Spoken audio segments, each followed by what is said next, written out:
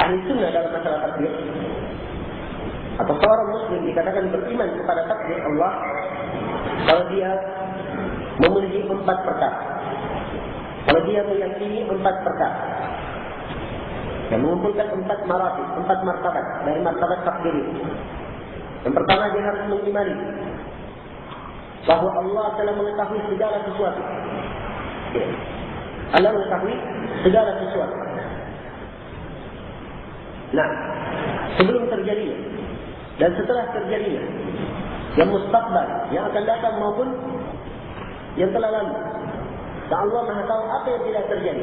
Seandainya kata terjadi, Allah tahu bagaimana terjadinya. Yang harus diyakini oleh setiap muslim.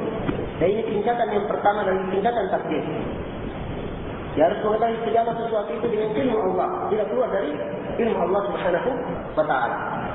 Tingkatan yang kedua dalam takdir,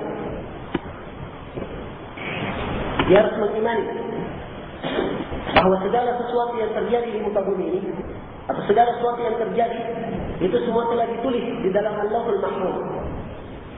Telah tertulis dalam Allahul Mahfuz. Wa kullu syai'in ahsaynahu fi imamin mubin. Dalam Al-Quran dikatakan dan segala sesuatu kami telah detailkan dalam kitab yang mubin, yaitu Allahul Mahfuz.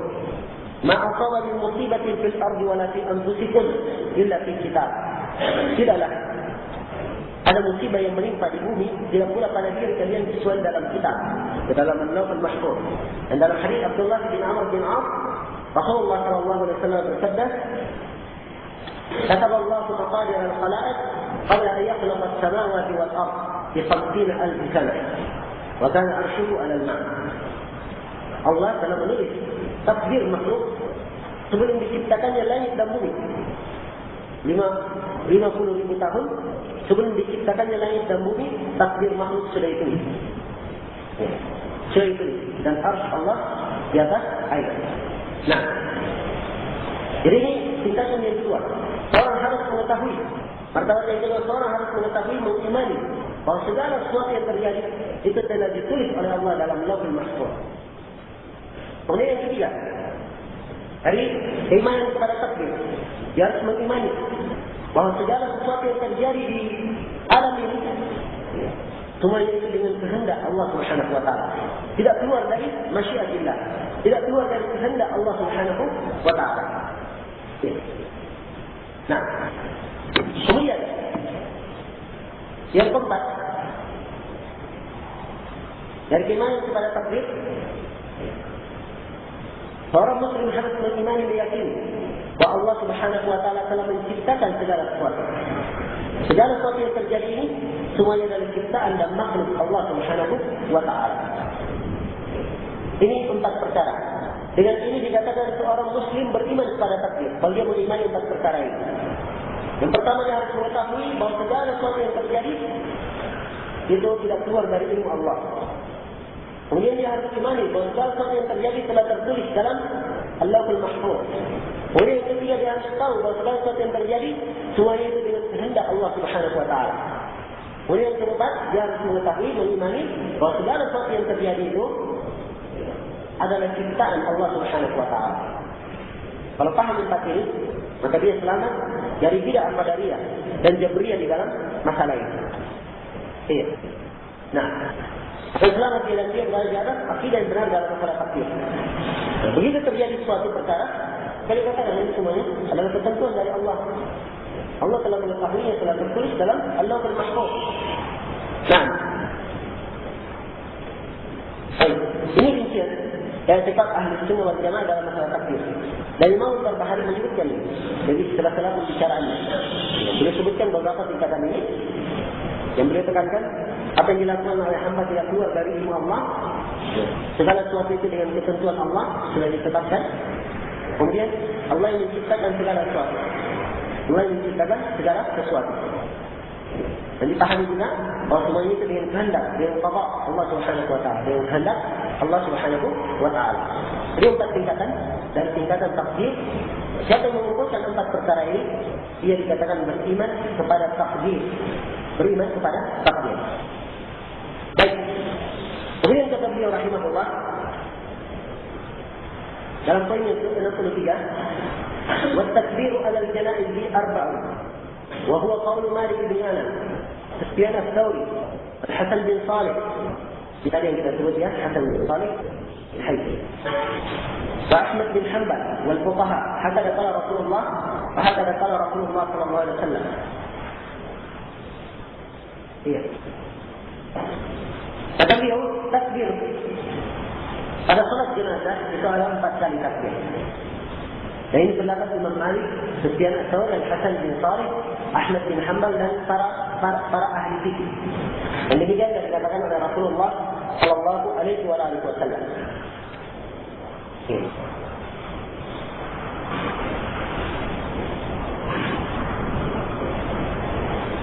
Nah, di dalam masalah takbir pada salat jenazah itu tergantung dalil yang ada yang menunjukkannya. Dan memang kebanyakan adillah menunjukkan bahawa takbir di salat jenazah itu 4 kali. Takbirnya 4 kali. Tapi kalau memang ada hadis lain yang sahih, maka diterapkan. Dan di dalam hadis yang sahih, takbir pada salat jenazah ada 4. Dan ini yang paling banyak hadisnya, 4. Ada yang menunjukkan 5 kali. Ada 6 atau 7 kali. Dan ada yang 9 kali. Paling banyak yang 9 kali sudah. Ini semuanya ada di dalam hadis yang sahih.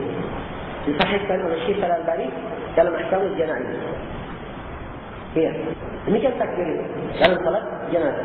Boleh 4, boleh 5, boleh 6, boleh 7 dan boleh 9. Tapi memang riwayat yang paling banyak 4. Iya. Riwayat yang paling banyak 4. Dan diketahui bersama bahwa takbir itu adalah mengucapkan Allahu Akbar. Apakah mengangkat tangan bersama takbir? Itu masalah lain, ya kan? Dan yang benar-benar tidak mengangkat tangan. Jadi takbir ya Allah Akbar, tangannya tetap di atas dada dan tidak mengangkat tangan ketika takbir.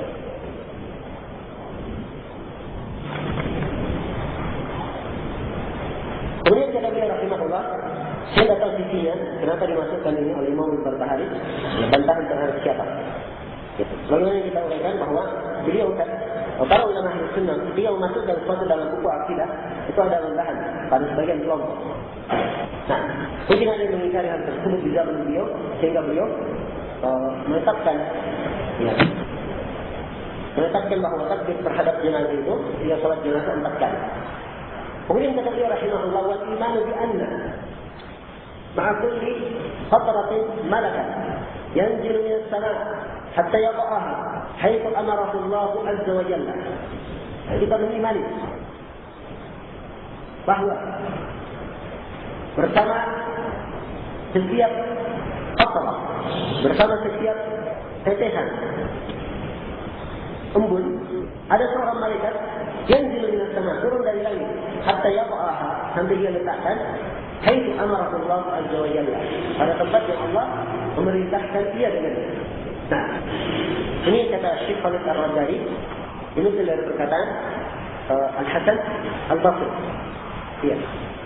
Dan disebutkan oleh para ulama bahawa malaikat yang memang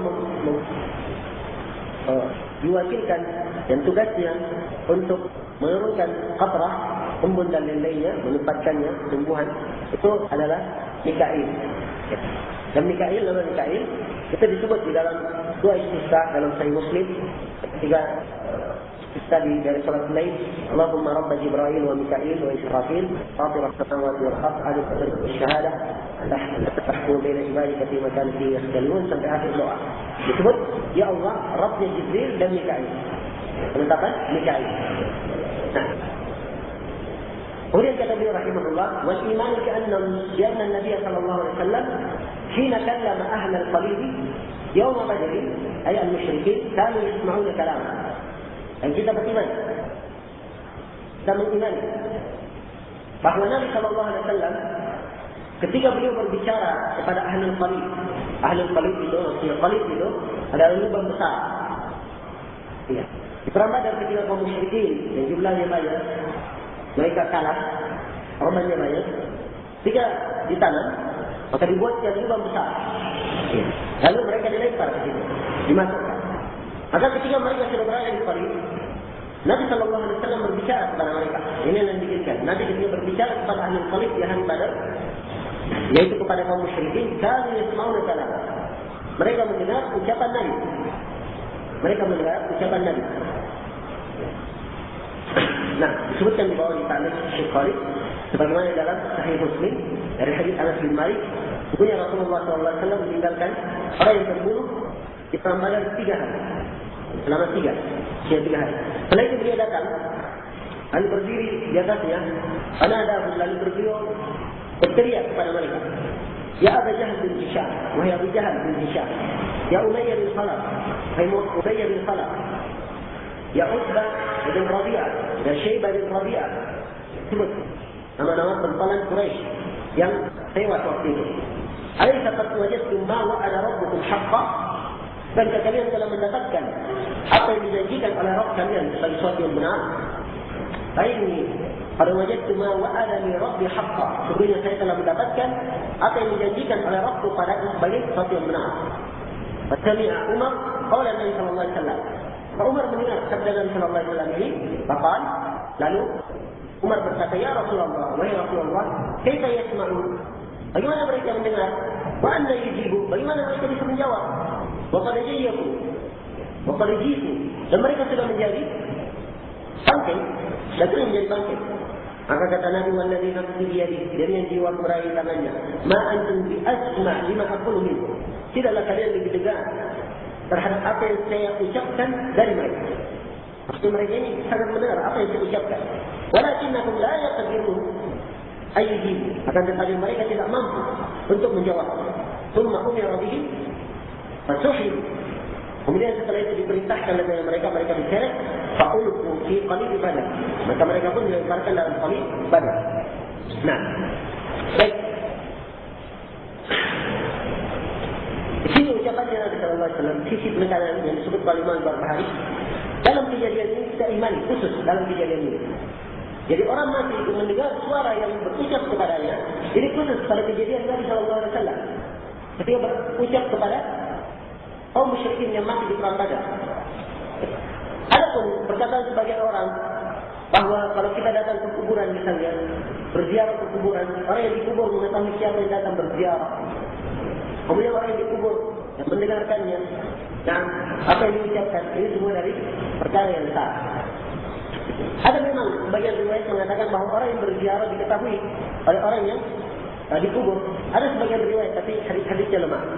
Riwayat-riwayatnya lemah. Nah, ini kejadian khusus pada kaum musyrikin di perang Badar.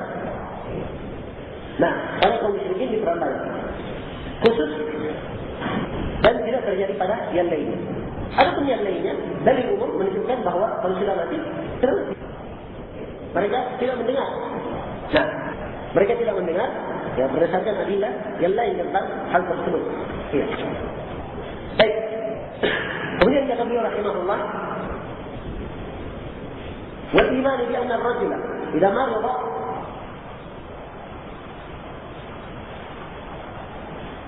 ya'juruhu Allah ala maradihi.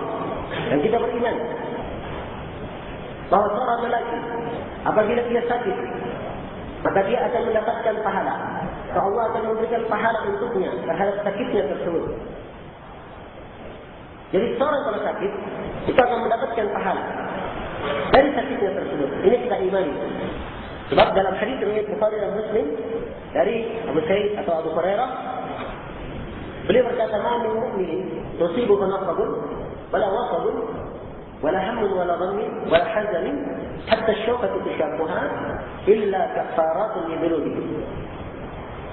Tidak ada satu pun, tidak ada seorang mukmin pun yang ditimpa oleh keletihan, capaian, tunda bulana, kesedihan,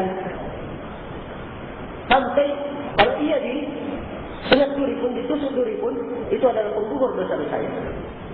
Itu adalah penggugur dosa-dosa. Nah, dan Nabi sallallahu alaihi wasallam berkata kepada Ibnu Mas'ud ketika Ibnu Mas'ud melihat Nabi dalam keadaan sakit, panas, demam. Beliau berkata, "Ya Rasulullah, innaka la tuqa." Sungguhnya engkau dalam keadaan demam seperti ini, panas yang sangat panas. Kata beliau, Iya betul. Saya panas seperti panasnya dua di antara kalian. Ini cobaannya para nabi. Mereka kalau sakitnya 2 kali lipat daripada yang lainnya. Nah, dan disitulah letak ketinggian nilai mereka. Sebab dalam hadis dikatakan asyadul bala al-anbiya'u tsumma al-amsal fal-amsal. Orang yang paling banyak cobaannya adalah para nabi, kemudian yang semisal dengannya dan yang semisal dengannya. Nah, baik. Maka setelah itu Ibn Mas'ud berkata kepadanya, tapi bukan kau mendapatkan 2 pahala dari itu ya Rasulullah. Nah ini letak utamanya di sini. Mendapatkan 2 pahala. Kata beliau, iya. Saya mendapatkan 2 pahala karenanya. Nah, kemudian juga di dalam hadis Abu Hurairah yang diriwayatkan oleh Imam At-Tirmidzi dan lain-lainnya, la yazalul bala'u bil mu'mini wal mu'minah fi malihi wa ahlihi wa 'irdihi hatta yamshi fil ardh wa ma 'alayhi min khati'ah. Terus-menerus ujian itu dan cobaan terhadap seorang mukmin dan mukminah pada hartanya, pada keluarganya, pada kehormatannya. Terus ada cobaan sampai ia berjalan di muka bumi dan tidak menyandang satu dosa pun. Tidak menyandang satu dosa pun. Ya. Maka yang jelek melimpahnya, walaupun dipandang dengan mata kasat perasaan manusia jelek, tapi hakikatnya kebaikan bagi seorang muslim kalau ia bersabar. Dalam hadis Abu Hurairah yang diriwayatkan oleh Imam Bukhari, Rasulullah SAW bersabda, "Man yuridillahu bihi khairan yusib minhu." Siapa yang Allah menghendaki padanya kebaikan, maka dia akan ditimpa musibah. Akan ditimpa musibah. Nah, tentunya yang paling mengetahui tentang ini adalah seorang mukmin yang mengerti agamanya, yang mempelajari agamanya. Jika dia mendapatkan musibah, dia bersabar, pahala untuknya. Karena itu kehidupan yang paling bahagia, kehidupannya seorang mukmin.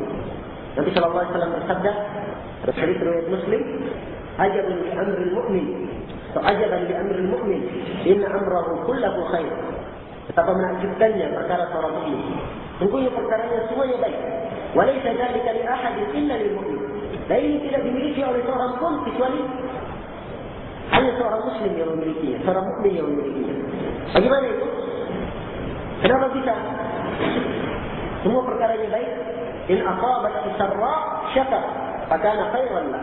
Kalau dia mendapatkan kebahagiaan, sesuatu yang menyenangkan, dia bersyukur kepada Allah. Maka baik yang dia dapatkan. Wa in asabat sarra, kalau dia ditimpa oleh sesuatu yang tidak baik, sabar, dia bersabar, fakana khairan lah. Maka kebaikan yang dia dapat. Nah, itu kehidupan seorang mukmin. Baik. Jadi kita harus tahu bahawa orang yang sakit itu akan mendapat pahala dari Allah Subhanahu wa taala. Tapi ingat, itu disyaratkan kalau dia bersabar. Ada bentuk dia berkeluh kesah, tidak menerima ketentuan Allah, maka yang dia dapatkan adalah satu tiada sakit. Sudah sakit belum dilahirkan, tidak sabarnya, dia berkeluh kesahnya. Kemudian kata beliau rahimahullah taala, wal iman bi anna al-atfal idza asabahum syai' fi dar dunya ya'lamun. Dan juga kita mengimani bahwasanya al-atfal, anak-anak kecil, apabila mereka tertimpa oleh sesuatu di kehidupan dunia, mereka akan merasa kesakitan. Nah, mereka akan merasa kesakitan. وذلك أن بكر ابن أخت عبد الواحد. Kenapa beliau tekankan ini? Beliau sebutkan bahawa anak kecil kalau tertimpa sesuatu, dia sakit, sehingga kena suatu musibah misalnya dia juga sakit. Ya. Katanya karena Bakar, adanya Abdul Wahid itu mengatakan mereka tidak kesakitan. Anak kecil tidak kesakitan. Wasadah kata Imam Al-Barbahari, dan dia telah dusta dalam hal ini. Iya. Dia telah dusta sebab asalnya anak kecil kalau tertimpa misalnya terluka, ya, atau tercubit misalnya, sakit juga, ya kan? Coba cubit anak kecil, nangis atau tidak? Nangis kan? Karena itu dusta. Bakar bin Abdul Wahid. Nah, kenapa dia katakan seperti itu? Dari sisi mana kok bisa berpendapat seperti itu? Ya. Pertama, Bakar bin Abdul Wahid ini dari gembong ahli bidah di zaman Imam Al-Barbahari. Ya. Termasuk gembong ahli bidah di zaman beliau, di zaman Imam Al-Barbahari.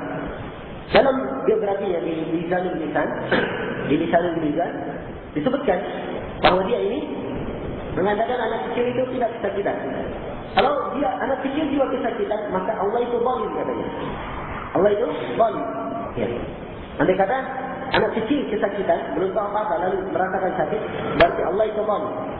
Karena itu dia berpendapat bahawa anak kecil itu tidak kesakitan kalau tertimpa sesuatu. Dan ini adalah dusta seperti yang dikatakan oleh Imam Al-Barbahari. Ya. Nah, kalau mereka tertimpa sesuatu, mereka juga sakit. Dan Allah Subhanahu Wa Taala mempunyai hikmah di belakang hal tersebut. Allah Subhanahu Wa Taala mempunyai hikmah di belakang hal tersebut. Kita akan lebih rinci nanti dari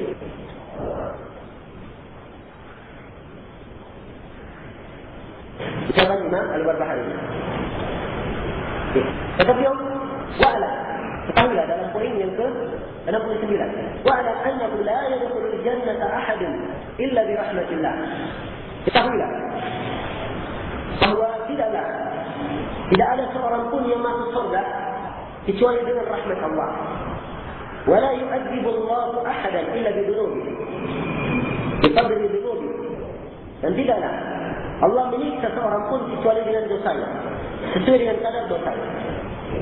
Ini prinsip ahli sunnah wal jamaah. Ini poin ini sebenarnya bisa dipecah menjadi 2 poin. Dalam ini kita lihat dulu sampai sini. Jadi prinsip ahli sunnah wal jamaah bahawa seseorang itu tidak masuk surga kecuali dengan rahmat Allah. Bukan amalannya yang memasukkan dia surga, tapi rahmat Allah Subhanahu wa Taala. Ya. Dalilnya adalah hadis riwayat Bukhari dan Muslim. Rasulullah sallallahu alaihi wasallam bersabda, "La yadkhulul jannata ahadukum bi amalihi." Tidaklah salah seorang dari kalian masuk surga dengan amalannya. Lalu para sahabat bertanya, "Wa anta ya Rasulullah?" Tidak pula engkau ya Rasulullah. Kata beliau, "Wala ana." Tidak pula saya. "Illa ayyataghammadani Allah bi rahmatin minhu wa fadl." Akan tetapi kecuali kalau Allah meliputi saya dengan rahmatnya dan keutamaannya. Menunjukkan yang memasukkan seorang ke dalam surga itu adalah rahmat Allah. Baik, setelah kita tahu bahawa yang memasukkan seorang itu ke dalam surga adalah rahmat Allah, lalu amalan betul apa kalau begitu? Ya. Nah, di sini ketika membaca hadis ini, orang-orang sufi yang memang pemikirannya sudah miring, akhirnya miring juga memahami hadis. Akhirnya dia katakan, saya ingin beribadah bukan karena mengharapkan surga Allah dan bukan pula karena takut siksaannya. Nah, perlu diketahui bahawa amalan itu adalah penting. Sebab amalan merupakan sebab datangnya rahmat. Dari mana seorang mendapatkan rahmat Allah kalau tidak beramal? Tidak beramal. Ya, jadi bukan amalan yang memasukkan. Yang memasukkan dia ke dalam surga adalah rahmat Allah. Tapi rahmat Allah tidak didapatkan kecuali dengan amalan yang salih. Kecuali dengan amalan yang salih. Begitu. Adapun ayat Al-Quran, "Udkhulul jannata bima kuntum ta'malun." Masuklah kalian ke dalam surga karena amalan kalian. Di sini banyak sababiyah, disebabkan karena amalan kalian. Bukan dia masuk karena amalannya, tapi sebabnya adalah amalan.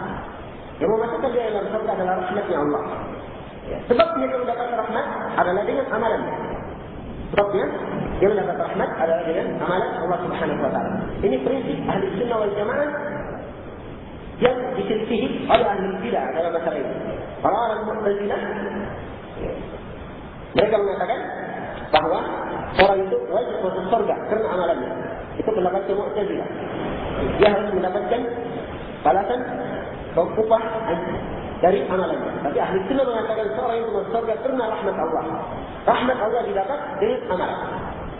Ini prinsip yang ditakrir oleh ahli sunnah wal jamaah berdasarkan dari Al-Quran dan sunnah Rasulullah sallallahu alaihi wasallam yang kita sebutkan tadi. Ya. Baik, kemudian beliau katakan di poin ini, di kalimat ini berikutnya, ini perlu kita perhatikan dengan baik. Sebab ada sedikit kesalahan.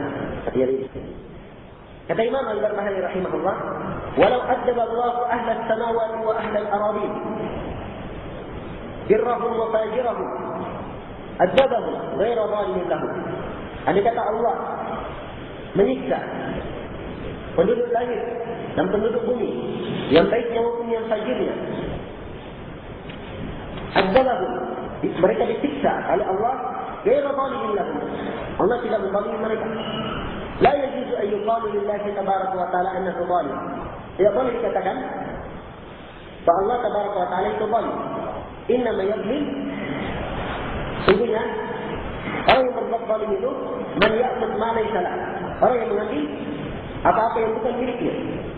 Wallahu jalla sana'uhu lahul khalqu wal amr. Dan Allah jalla sana'uhu, Allah yang memiliki penciptaan dan Allah yang memiliki perintah. Ya, Allah yang menciptakan dan Allah yang memerintah. Wal khalq khalquhu, dan makhluk ini adalah makhluknya. Wad-dar daruhu, dan dunia ini, dari ini, kehidupan dunia ini adalah miliknya. La yus'al amma yaf'al, tidak ditanya Allah tentang apa yang Allah lakukan. Wa hum yus'alun, dan mereka ditanya. Wa la yuqalu bima wa kaifa, tidak ditanya bagaimana dan kenapa. La yadkhulu ahadun baina Allah wa baina khalqihi, jangan ada seorang pun yang masuk antara Allah dan antara makhluk.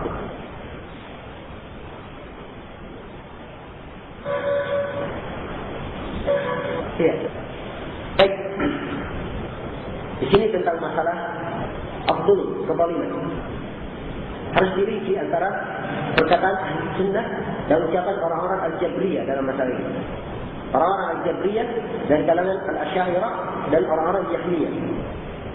Ahli sunnah mengatakan kezaliman itu adalah meletakkan sesuatu bukan pada tempatnya. Itu kezaliman. Meletakkan sesuatu bukan pada tempatnya. Iya. Allah Subhanahu wa taala dibersihkan dari kezaliman. Allah Subhanahu wa taala Maha suci dari berbuat zalim. Allah Subhanahu wa taala berfirman dalam Al-Quran, la zulma al-yawm, tidak ada kezaliman pada hari ini. Wa nad'u al-mawazin al-qisṭa li yawm al-qiyamah fala tudlamu nafsun syai'a. Dan kami meletakkan timbangan keadilan pada hari kiamat dan tidak satu jiwa pun yang dizalimi. Dan dalam hadis Abu Dzar riwayat Muslim, Rasulullah sallallahu alaihi wasallam bersabda dalam hadis qudsi dari Allah Subhanahu wa taala, Allah berfirman, ya ibadi, inni haramtu dzulma ala nafsi fala tadzalamu. Wahai hambaku, sungguhnya saya mengharamkan kezaliman atas diriku, maka janganlah kalian saling menzalimi. Nah, kezaliman adalah perkara yang diharamkan oleh Allah atas diri. Karena itu tidak mungkin Allah berbuat kezaliman. Dan kezaliman menurut ahli sunnah adalah meletakkan sesuatu bukan pada tempatnya. Kalau orang-orang Jabriyah dari golongan ahli bidah Jabriyah, dan Jabriyah ini banyak golongan, masih di dalamnya orang-orang Asy'ariyah, kemudian Jahmiyah di dalam kelompok Jabriyah. Mereka mengatakan orang yang zalim itu adalah melakukan sesuatu yang di luar kemampuannya atau di luar kekuasaannya. Zalim itu melakukan sesuatu di luar kekuasaannya. Di luar kekuasaannya, itu zalim menurut mereka. Imam Al-Barbahari di sini ucapan beliau mirip dengan ucapan Jabriyah. Karena itu digantikan di sini oleh Syekh Abdul Aziz Ar-Rajil. Bahwa ini ucapan beliau mirip dengan ucapan Al-Jabriyah. Tidak sejalan dengan mazhab ahli sunnah. Lihat, sebenarnya ucapan beliau. Andai kata Allah menyiksa penduduk langit dan bumi, yang baik maupun yang fajirnya, kalau disiksa mereka, Allah menyiksanya tidak zalim dan tidak bisa dikatakan Allah zalim. Sebab yang zalim itu adalah orang yang mengambil apa yang bukan punyanya. Itu kan ucapannya Jabriyah. Yang mengatakan zalim itu adalah orang yang melakukan sesuatu yang bukan dalam kekuasaannya. Maka kata Jabriyah, kalau Allah menyiksa penduduk langit dan bumi, maka dan zalim. Masih di dalam kekuasaan Allah. Nah, tapi ahli sunnah tidak berpendapat seperti itu. Ahli sunnah mengatakan bahawa zalim itu adalah meletakkan sesuatu bukan pada tempatnya. Allah Subhanahu wa taala Maha Adil, dibersihkan dari kezaliman. Jadi ucapan beliau di sini mirip dengan sejalan dengan tarikh al-Jabriyah di dalam masalah ini. Nah, ini terhitung dari ketergelinciran beliau. Kan tidak ada kalangan para ulama yang memberikan dengan hukum keras dalam masalah ini. Sebab kalau masalah kesalahan, seperti yang dikatakan oleh Imam Zahabi, kalau setiap kesalahan langsung diberikan hukum, ditakdir, dihadir misalnya, maka tidak ada yang selamat. Tidak ada yang selamat. Sebab namanya setiap manusia pasti ada salahnya, yaitu dalam ketergelinciran. Nah, Allahul Musta'an. Baik, mungkin sampai sini dulu. InsyaAllah ta'ala kita lanjutkan setelah Isya.